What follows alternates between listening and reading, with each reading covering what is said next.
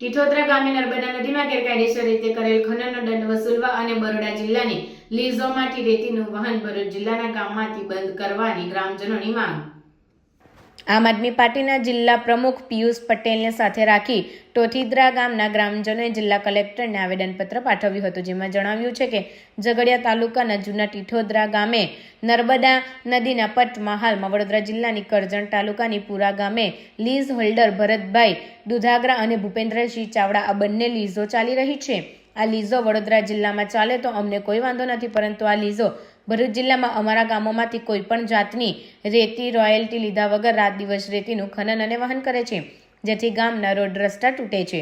અવારનવાર ગામોમાં અકસ્માતની અને ટ્રાફિકની સમસ્યાઓ થઈ રહી છે, જેના લીધે આ લીઝોમાંથી થતા રેતી ખનનનું વહન ભરૂચ જિલ્લામાંથી બંધ કરવામાં આવે। તે ઉપરાંત ગ્રામજનો દ્વારા જણાવ્યું છે કે વર્ષ 2022માં અમારા ગ્રામજનોની રજૂઆતના લીધે ગામમાં નર્મદા નદીમાંથી ગેરકાયદેસર રેતીનું ખનન મોટા પ્રમાણમાં પકડાયું હતું, જેમાં તંત્ર તરફથી ગેરકાયદેસર ખનન કરતા ઈસમો વિરુદ્ધ ₹2,60,43,270 અંકે ₹2,60,43,270નો દંડ કરાયો હતો। આ દંડ જે તે સમયે દિન 7માં ભરપાઈ કરવાની નોટિસો પર તંત્રએ આ ઈસમોને આપી હતી, પરંતુ અધિકારીઓની સંડોવણી આ ગેરકાયદેસર પ્રવૃત્તિમાં હોય આજ દિન સુધી તેઓ પર કોઈ પણ જાતના પગલાં લેવામાં આવ્યા નથી। પરિણામે આ ઈસમો ફરીથી આવી પ્રવૃત્તિઓ બેખોફ રીતે કરી રહ્યા છે। એથી માંગણી છે કે આ ઈસમો વિરુદ્ધ કાર્યવાહી કરી આ દંડ વસૂલવામાં આવે, જેથી આ વિસ્તારમાં એક દાખલો બેસી શકે અને આવી ગેરકાયદેસર પ્રવૃત્તિઓ પર રોક લાગે। જો દિન 7માં કોઈ પગલાં લેવામાં નહીં આવે તો અમોને પણ આવી પ્રવૃત્તિઓ કરવાની તંત્રએ છૂટ આપી છે, એમ સમજી અમે પણ નર્મદા નદીમાં આવી ગેરકાયદેસર પ્રવૃત્તિઓ ચાલુ કરી અને તેવી ચીમકી પર ઉચ્ચારી હતી। આજરોજ ભરૂચ કલેક્ટર સાહેબને ટોઠીદ્રા ગામના આગેવાનો અહીંયા આવેદન પત્ર પાઠવવા માટે આવ્યા છે। આજે 2 વર્ષ ઉપરાંતનો સમય થઈ ગયો। આજે દંડની એ લોકોને નોટિસ આપી દીધી, તેમ છતાં પણ હજી સુધી તંત્ર દ્વારા એ લોકો પાસેથી જે દંડ વસૂલવામાં આવે એ વસૂલાત નથી થઈ, એવું ગ્રામજનોનો આક્ષેપ છે। ત્યારે અવારનવાર આપણે ભરૂચ જિલ્લામાં જોતા આવ્યા છે કે આવી રેતીની લીઝો, આવી માટીની લીઝો, કંઈ કેટલા ક્વોરી કરસરો પણ ગેરકાયદેસર પ્રવૃત્તિમાં સંકળાયેલા છે।